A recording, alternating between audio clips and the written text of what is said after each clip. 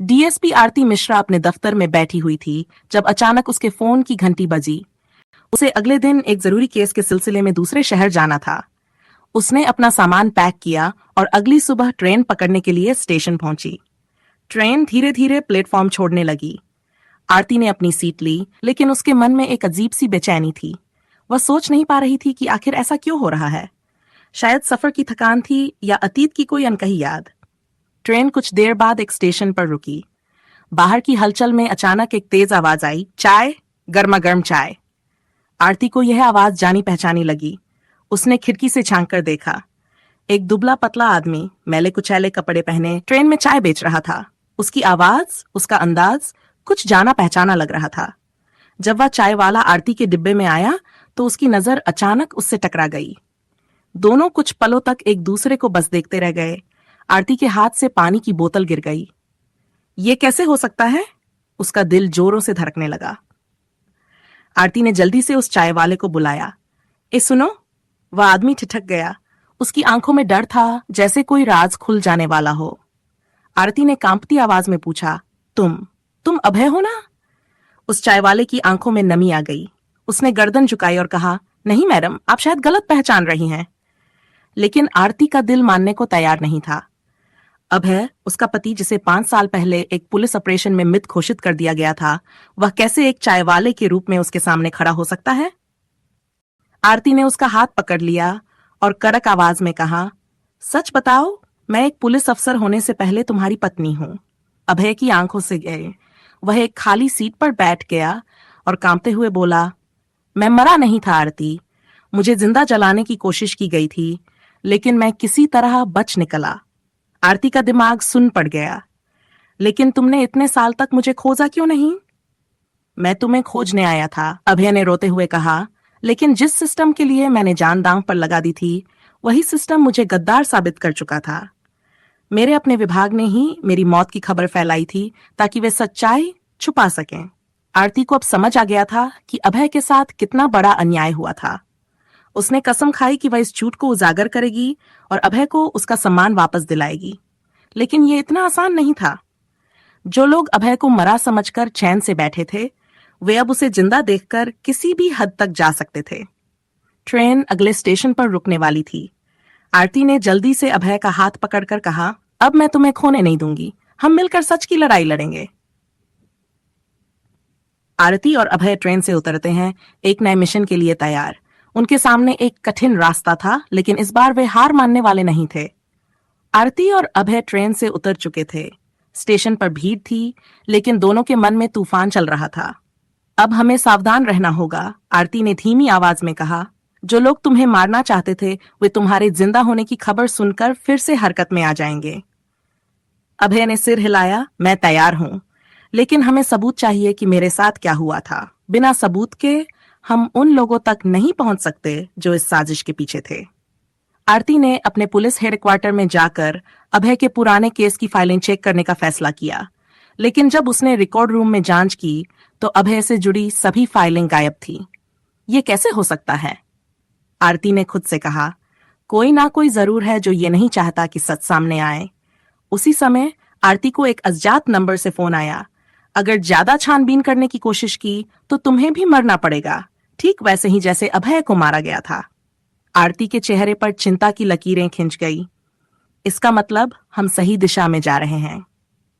अभय को याद आया कि जिस दिन उसके खिलाफ साजिश रची गई थी, उस दिन उसका एक साथी इंस्पेक्टर रमेश भी वहां मौजूद था। वह शायद कुछ जानता हो। आरती और अभय रमेश के घर पहुंचे, लेकिन दरवाजा टूटा हुआ था। अंदर जाने पर देखा कि रमेश बेसुध पड़ा था। उसके सिर पर चोट के निशान थे। रमेश, ये किसने किया? आरती ने उसे होश में लाने की कोशिश की। रमेश ने मुश्किल से आंखें खोली और कांपती आवाज में बोला, डीएसपी साहब, वे बहुत ताकतवर हैं। मैं फाइलें छुपाने की कोशिश कर रहा था, लेकिन फाइलें कहाँ हैं? अभय ने चौरी से पूछा। रमेश ने धीरे से इशारा किया। अलमारी के पीछे छुपी एक लॉकर में अभय का केस फाइल रखा था। फाइल खोलते ही सच सामने आ गया। ये सब एक भ्रष्ट आईजी, इंस्पेक्टर जनरल की चाल थी, जो अपने अपराधों को छुपाने के लिए अभय को बलि का बकरा बनाना चाहता था।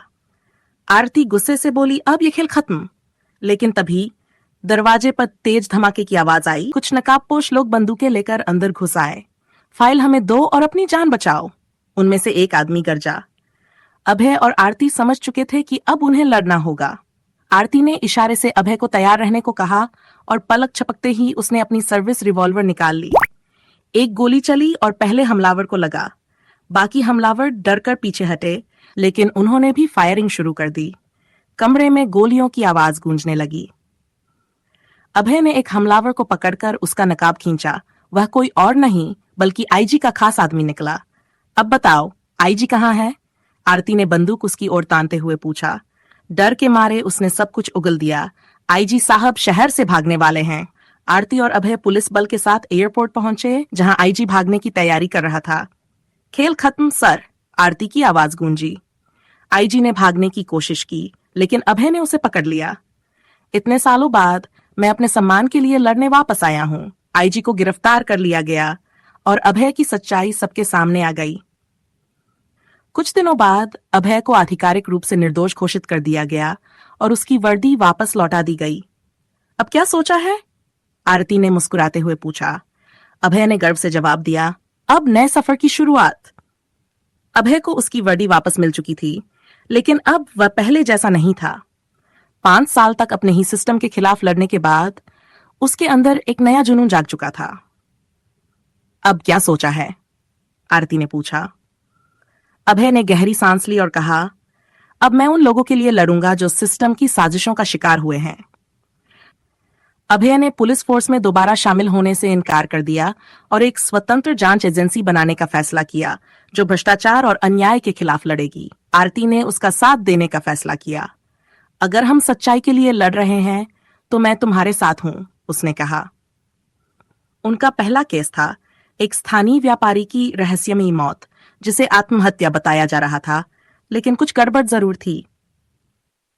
जांच शुरू हुई तो पता चला कि व्यापारी ने मरने से पहले किसी मिस्टर एक्स को पैसे ट्रांसफर किए थे। मिस्टर एक्स कौन है?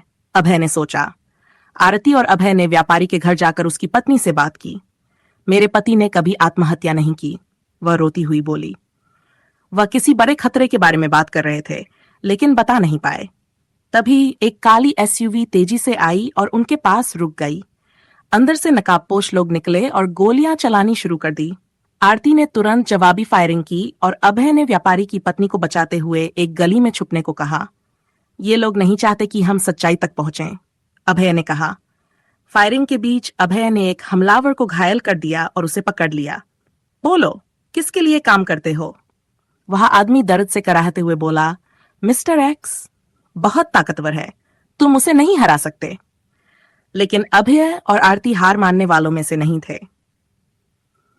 जांच आगे बढ़ी तो पता चला कि मिस्टर एक्स कोई और नहीं बल्कि एक हाई प्रोफाइल बिजनेसमैन था, जिसका पुलिस और राजनीति में बड़ा प्रभाव था। अगर हमें उसे पकड़ना है तो उसके खिलाफ पक्के सबूत चाहिए, आरती ने कहा। अभय और आरती ने उसके ऑफिस में घुसकर जरूरी दस्तावेज चुराने की योजना बनाई। रात के अंधेरे में दोनों मिस्टर एक्स के ऑफिस में घुसे। सीसीटीवी कैमरों से बचते हुए वे उसकी सीक्रेट फाइल्स तक पहुंचे। ये देखो, अभय ने एक फाइल उठाई। यहां उसके सारे काले कारनामे दर्ज हैं। तभी अलार्म बज उठा।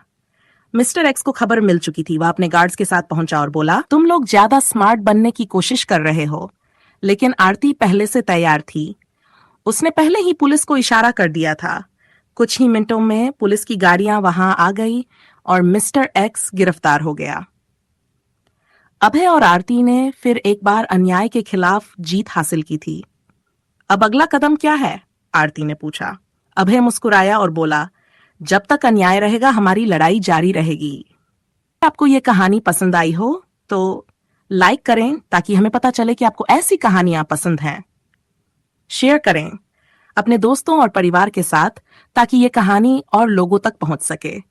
कमेंट करें और हमें बताएं कि आपको ये कहानी कैसी लगी। सब्सक्राइब करें हमारे चैनल को ताकि आपको नई और दिल छू लेने वाली कहानियां मिलती रहें। आपके प्यार और सपोर्ट के लिए धन्यवाद।